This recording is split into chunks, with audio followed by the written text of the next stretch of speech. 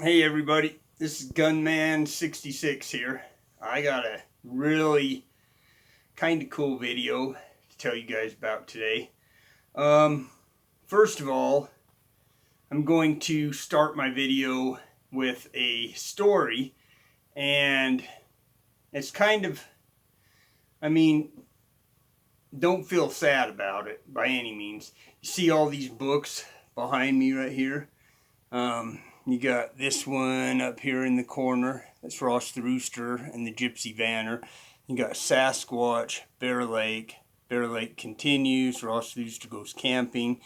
Spanish Bear Lake. Christmas coloring book. Then you got over here Christmas. And then that's Christmas. That one's Ross the Rooster's Day at the Fair. Ross the Rooster discovers gold. Ross the Rooster's Thanksgiving. Ross the Rooster and the Big Bad Wolf, and the Stars Shine Down. This one is Bob the Bobcat. He's a taxi, drives a taxi.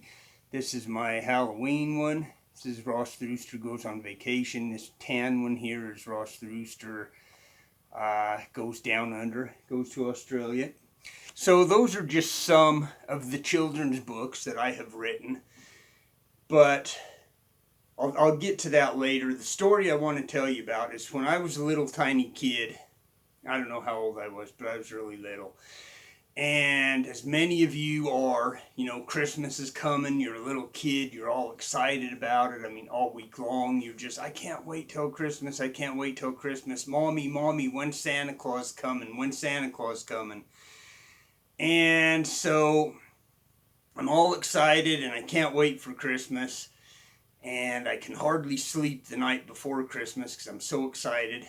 And I get up on Christmas Day and I run to the living room to open presents with my brothers. And I've got no presents under the tree.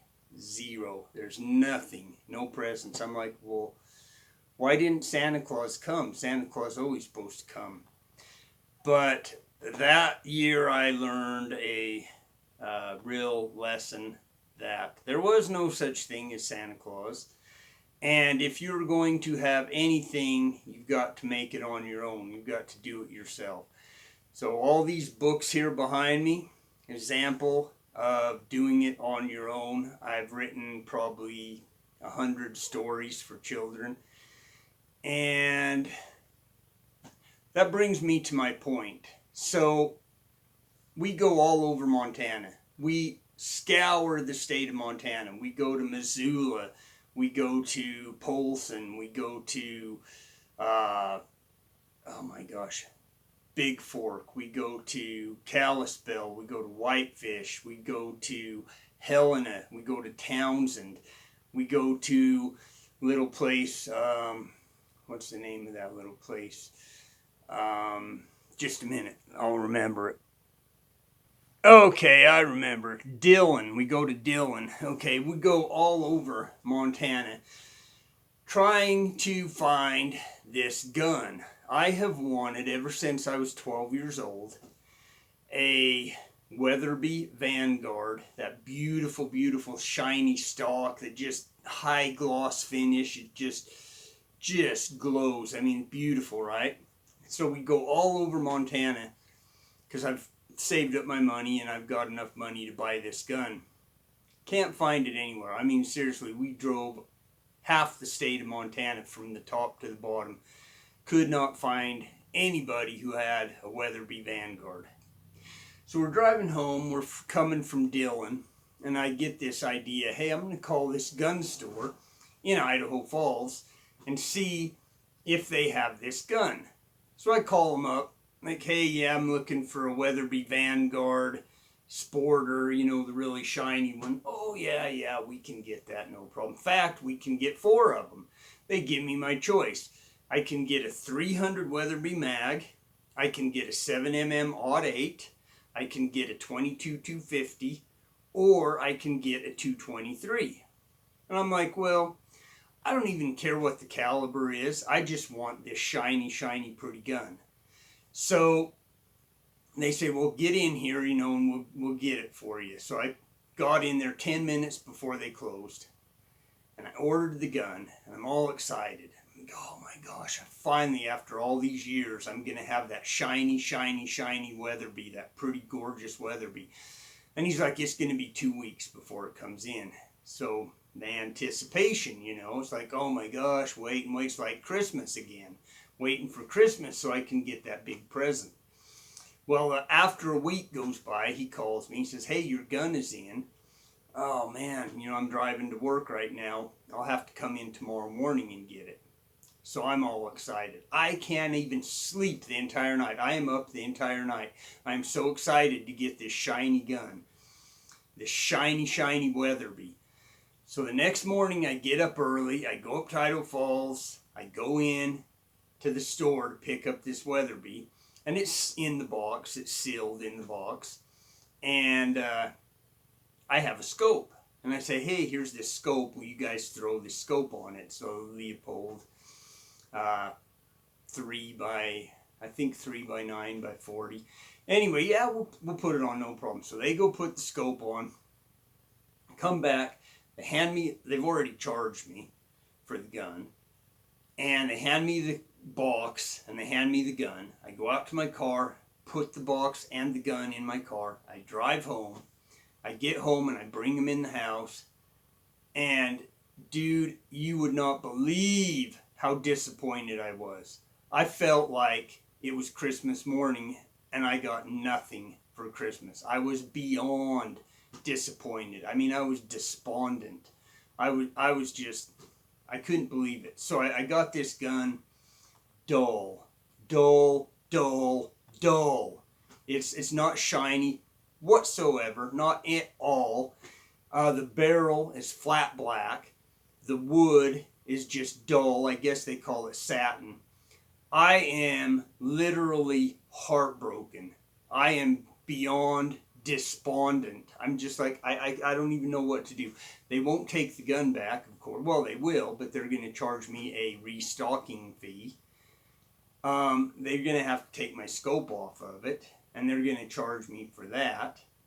So basically, I'm stuck with this dull, unshiny gun. By the way, the caliber I chose was a .22-250, and the reason I chose that was because I don't need a 300 Weatherby mag. The shells are like $100 for a box. Don't need a 7mm Mod 8 because I have a 7mm and I have a 308, and so I don't really care about mixing the two together and making a 7mm Mod 8. Don't want a .223 in a big, shiny, nice, expensive rifle. So I went ahead and got the .22-250. But I'm sick. I'm sick to my stomach. There's nothing I can do about it. I'm stuck. I have this unshiny gun.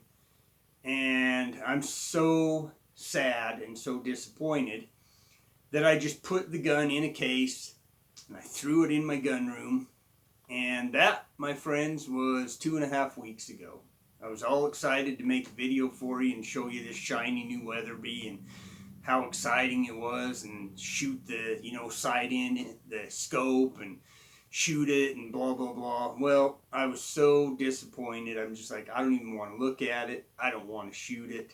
So I threw it in the gun room, reliving that Christmas when I had nothing and I just had to go back to my room, and I just sat in my room and just kind of was in a daze, I guess, just played with some of my old toys that I had. And anyway, it was really sad. So maybe that's why I wrote all of these children's books, and I try to, kids love my books. I'm serious, they love my books, and I go to schools and read them. I have them in libraries all over the country, and the people just love my books, which is good. It makes me feel good. Maybe that's why I did it. I don't know. But let me show you this gun, and you guys can decide if I'm being a jerk and an idiot, or if I'm, in the right for feeling the way that I felt, the disappointment and the despondence in receiving this dull gun. So let me turn this camera around and I'll show you what it looks like. Okay, so here we go. Here's the stock. Now I have to admit, the grain in the wood is actually a pretty grain. You know, it's a really pretty grain. It's got that nice checkering on it there. The bolt is really smooth. It's got a nice, nice bolt. So you can see there's my Leupold or Leopold scope that I had put on it. I even had, I was so excited, one of my buddies, he's a reloader, could not find any 22-250 shells anywhere. So my buddy hurried and went home, and he reloaded some bullets for me. And so there's 22-250 Hornady. Really sweet bullets. He loaded me up a bunch of those, and like I said, I was excited to get it until I got it, and then it's like, oh my gosh, not excited anymore. So here's that pretty beautiful rose cap right here. And then of course you go to the dull flat black barrel. And there you go, finally to the end of it. Now I'm gonna lift the gun up. I'm gonna roll it forward here so you can see that nice cheek piece and the comb. And there it is again. There's those. So, I mean, seriously, I don't know if I'm in the wrong for thinking that I kind of got screwed, or maybe I'm just stupid and didn't do enough research on this gun. But I guess the point I'm trying to make is, you guys are going to buy a gun, if you're going to order a gun, if you're going to do anything, make sure you look before you leap. Read everything, read the fine print, make sure you're getting what you think and what you want. Just like today, I wanted to get some reloading dies for this 22-250 because I don't know what else to do with it. But here's some more of those bullets here. Look at those bad boys. Here's one of those red ones. Anyway, I'm thinking, well, I've got it, so I might as well reload for it. So I go buy a die thinking that it is a complete set of dies, and I get home and open it up, and it is only the decap die. All it does is take the primers out. There's no die to put the bullet inside there. There's no die to, you know, resize the neck, unless that decap die resizes the neck. But still, at any rate, I need the other die so that you can put a bullet in there. And there again, I didn't read. I saw the price. I'm like, oh man, I got to get that. I got to get that because that's a great price. Well, yeah, it's a great price because it only has one die with it. So you guys, sorry this video's so long, but I felt really sad and I wanted to share with you. You know, I'll shoot the gun. I'll take it out in the next video. We'll shoot it and get it sighted in and see how it does. But for now, I'm just feeling really low. So you guys, however, have a fantastic day. Go out and have fun. Make sure you look before you leap, because I never do. And Gunman 66, we'll see you next time.